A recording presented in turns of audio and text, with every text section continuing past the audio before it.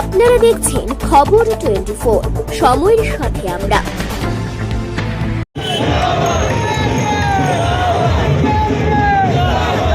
প্রত্যাশা মতোই ৭ নামনগর বিধানসভা উপনির্বাচনে বিজেপি দলের মনোনীত প্রার্থী পুর নিগমের মেয়র দীপক মজুমদার বিজয়ী হয়েছেন বলে ভুল হবে। সর্বকালীন রেকর্ড ভোটের ব্যবধানে রামনগর থেকে এবার বিধায়ক হিসেবে নির্বাচিত হয়েছেন দীপক মজুমদার। স্বাভাবিকভাবে রাজনৈতিক আঙ্গিনায় নতুন দায়িত্ব পেয়ে খুশি দীপক বাবু। বিধায়ক হিসেবে নির্বাচিত হওয়ার পর প্রথম প্রতিক্রিয়া দিতে গিয়ে দীপক মজুমদার প্রথমেই দাবি করেছেন উনার এই জয়ের পেছনে সংশ্লিষ্ট বিধানসভা কেন্দ্রের প্রয়াত বিধায়ক সুরজিৎ দত্তের জনমুখী কর্মকাণ্ড এবং উনার সহধর্মিণীর আশীর্বাদ সহ গোটা রামনগর এলাকার সাধারণ মানুষের আশীর্বাদ বিশেষভাবে কাজ করেছে। শ্রী মজুমদার আশাবাদী গোটা আগরতলার সাথে সাথে তিনি রামনগরের উন্নয়নকে এগিয়ে নিয়ে যেতে পারবেন। বিরোধী বা উনার প্রতিযোগী দল বা প্রার্থী সম্পর্কে কোনো মন্তব্য না করলেও দীপক মজুমদার সর্বভারতীয় দৃষ্টিকোণ থেকে দাবি করেছেন নরেন্দ্র মোদীর নেতৃত্বে তৃতীয়বারের মতো এনডিএ সরকার গঠিত হওয়ার প্রত্যাশিত ছিল।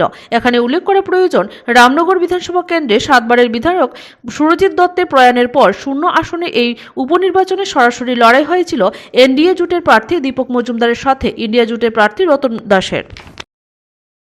আজকে থেকে জানবো আমরা বিধায়ক দীপক মজুমদার, এই অনুভূতিটা কেমন যদি প্রথমে একটু বলেন আমাদের সবাই একটু লোকনাম। ভালো লাগছে, একটা নতুন রাজনীতিক আঙ্গিনা দায়িত্ব আমাকে রামনগরের জনগণ তারা আশীর্বাদ করেছে, কাজ করার সুযোগ রামনগর মেয়র সারা আগরতলায় কাজ করেছি এবং পাশাপাশি রামনগর বিধানসভার আবার একটা দায়িত্ব পেয়েছি।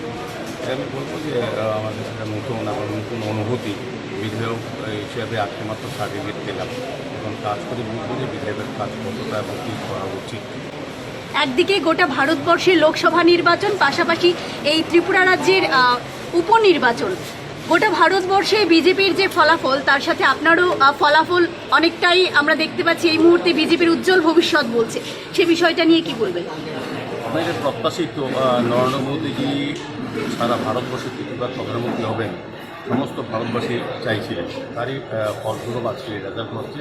এবং ত্রিপুরা তো আমরা আগে থেকে আমরা জানি, যেহেতু সারা বছর যদি আমাদের ভারতীয় জনতা পার্টির কার্যকর্তারা নেতৃত্বরা সবাই কাজ করেন। সরকার আমি বিশেষ করে বলবো আজকের এই জয়ের বিষয়ে প্রথম যদি যেটা হচ্ছে, এটা নরেন্দ্র মোদীজির উপর মানুষের আস্থা বিশ্বাস এবং কাজের জন্য। দ্বিতীয়ত ডক্টর মানিক শাহর নেতৃত্বে রাজ্যের মাননীয় মুখ্যমন্ত্রী সরকার যে কাজ করতে মানুষ কিন্তু তার উপর আস্থা রেখেছেন এবং বিশেষ করে পৌর নিগমের আমাদের কর্পোরেট যে কাজ করেছেন তার উপর মানুষের আস্থা রেখেছে।